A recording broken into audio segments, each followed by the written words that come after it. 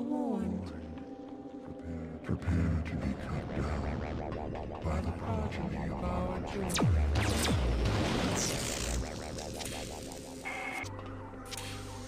I thought police would be my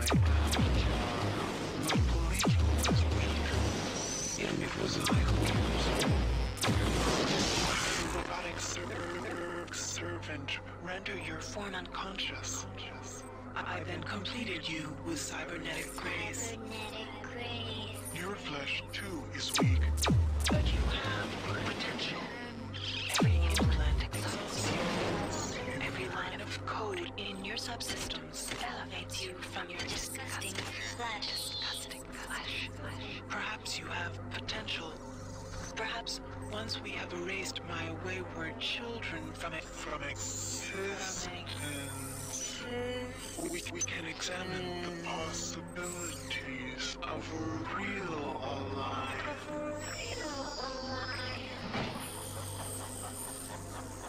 Okay, so that's a whole lot at once. The genie of Citadel Station is out of the bottle, and I am the cause. I can't bear to be Pandora, and I'm not brave enough to wait around and see the death and misery I have caused. This is my last transmission, my friend. Be careful. I think Shodan has plans for you. Somehow Delacroix is actually aware of us. Anyway, this is the 17th part of System Shock 2, and we just did not fall to our death somehow. That's kind of cool. So this actually kind of goes along with the last episode when we talked about transhumanism. I think that was the last episode? Pretty sure it was. Maybe the one before it. Kind of getting them all mixed up now. But we were talking about how Shodan's plan is to get rid of the meat and replace everything with coding. Wow. That's cool. Apparently there's some annelid armor that you can get, which I have absolutely no way of equipping. I'm going to try it anyway, but I guess I'm not going to try it. But without any exotic powers on me, there's no way I'm going to be able to equip that. But dang, does it look cool. I guess you can kind of get these two different characters, Shodan and the Many, as pretty good foils for one another, literary speaking wise. And as one's goal is to destroy all life, and the other's is to kind of create all life within itself. And so they hate each other, but they are essentially working to sublimate all life to their own ideals, so they're also doing the exact same thing. That's beautiful. That is very smart. Other things that are very smart about this section specifically is that the entire room is upside down. I don't know if you noticed that or not. This is our first time in the Rickenbacker, and everything is going all loopy-doopy. That's my word, I just made it up. And so because of that, we get some a very different set piece than what we've become very accustomed to in this game, which is awesome and not of the norm. Just having played through BioShock and all the BioShocks, the ending of those games are not known for being spectacular. At least the third act and their settings that they incorporate are usually very forgettable, very drab, very just run through, more first-person shooty, blah blah blah. This is something very different. It feels like just playing through this, it doesn't feel like the same way that those games felt playing through the ending of their games. And this is especially because you don't have that crunch time feeling of this game.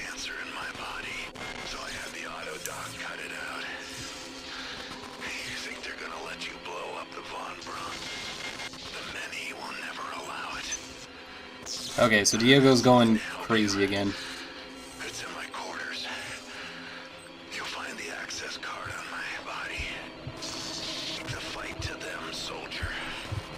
And remember, you're the one trust. Okay, apparently Diego's got the goods for me. Because why the hell not? Dang it! Bees! Ah! But, anyway, as I was saying, in the Bioshock series, all of those games end with this feeling like something was not planned through correctly and was rushed at the very end. However, here we have a completely different feeling, where it's like, oh, this makes sense. Everything is upside down now. Everything's going crazy. We're transitioning to the big climax of the game. You are a remarkable example of a pathetic species. I'm uploading some more cybernetic modules. Are you gonna let me in though? Okay, perfect. Okay, so we're up a floor and we should be getting close to where Diego's at. Hold where you are, irritant. The elements have tried my patience for the final time. We cannot separate from the bond prime. Observe. Oh no.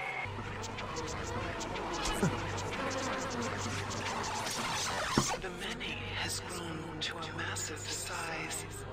It has wrapped itself around these two ships, preventing their separation. Their creation was my error.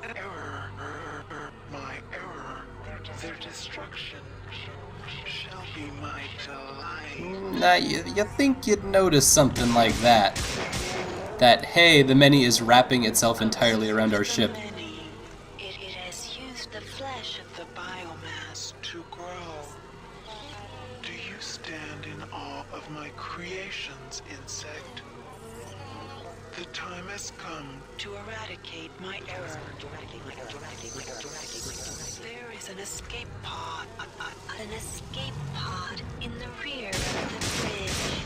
Use it to launch yourself into the guts of the worm. Okay, so apparently we're just throwing out all other quests that once had happened. Get out of here. Anything else about going to see Diego or other things? Nope, we are escaping through the escape pod and just going to dive into the belly of the many. You hesitate? I will not ask a second time. Launch into the many. Cut out its heart, and I will reward you with continued existence. Fail me, and I will put an end to this inefficient biology. Well, when you put it like that, I guess it's pretty clear what our options are. There's so many of these things. Luckily, they are all made of fleshy, gooey stuff, so our anti-person shots are very helpful. I hear another spider, but I don't see it. Which is a problem. Because we know spiders are invisible. Speaking of which, there we go. Alright, screw these guys.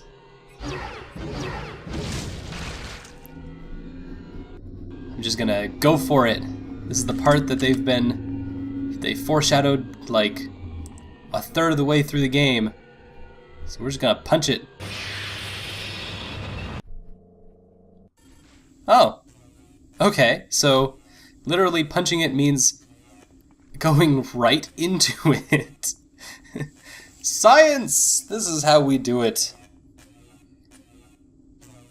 And this is the last piece of that puzzle like I was talking about earlier. Those set pieces. The many hold sway here. Even I cannot maintain contact. You are on your... One of the flying things dragged me and David here last night. I don't remember much about the trip. Blocked it out, half conscious most of the time. I keep remembering the part from Pinocchio, you know, where the old man was looking for the puppets of the wife. I don't think anyone's coming in here to save me. We invite you to spread yourself out on our ward. One of our many will be there to help you before long. Alright, well, so that is, we are now in the body of the many, which is a pretty crazy place. It's part machine and part Rickenbacker and, oh god, I just zapped myself. Wanted to see if I could zap the bugs, but apparently not. Anyway, I'm about to die. Looks like the bugs went away. I want to become the human bug zapper, but that's not going to happen. So, we are both part in Rickenbacker and part in the body of the many, and there are these monsters everywhere, and it is just as has been foreshadowed. Which is way cool. Oh, I'm out of everything. No. This now would be a terrible time to die. There we go. Guess I'm gonna have to use that medkit after all to heal up. But it's yeah, it's a very beautiful set piece altogether. The whole being inside of the body. Indeed has a centralized nervous system, which means we would have to have some kind of centralized control. To this end, I've gathered as many weapons as I could and stashed them in caches. One of the beasts discovered a cache and apparently was looking for food. It simply brought it into the crunching room. Okay, so the body of the many seems to be very carbon-based, life-like. I don't know what the scientific way to say it is. Not human-like, but has very similar structures based on mammalian anatomy, in that it has nerves, it has a brain and a heart that we are attempting to cut out. Although, I don't know why we have to do so much to destroy this thing, but yeah, we're gonna kind of walk around in its fluids and icky, glicky, sticky, blicky stuff in hopes to destroy it from the inside. Although there's always that extra nagging bit about destroying something from the inside, is that you have to find a way to get out of it. That part, not so much thought through, but at this point in whatever this Navy officer's adventure is, there's not much thinking left to do, because definitely ain't any humans left, and your only friends are the body that you're currently inside of, and an AI that is bent on destroying everything. But at least she gives you stuff. No! More bees. Crap. So, walking through a little tiny hive of those things. Looks like we found... Oh! We found the chemical storage area of the many. If that's a thing that could actually exist. That's awesome.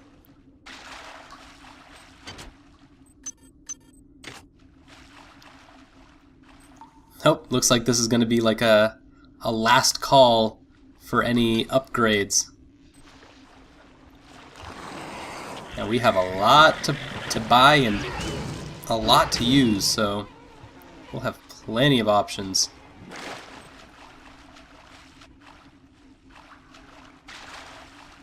Although I don't think I really have much I want to research, and I don't really care at this point either. I just kind of want to get whatever is supposed to be getting to. So, upgrades it is. That'll basically be the end plan.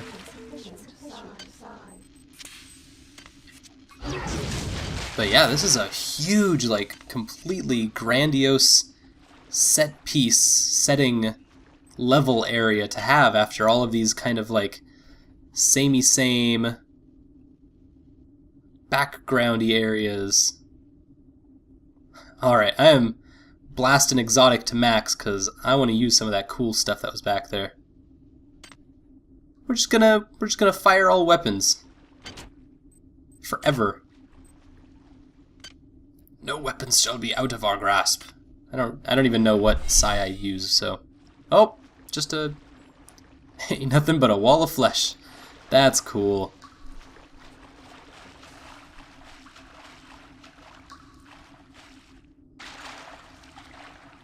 Well, alright, so, looks like this is the body of the many, and I think, we'll save the rest of the body for the next episode.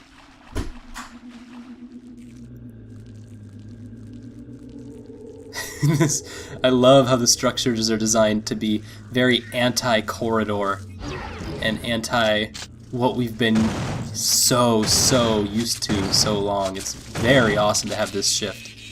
Anyway, thanks for watching. We'll see you next time on System Shock 2.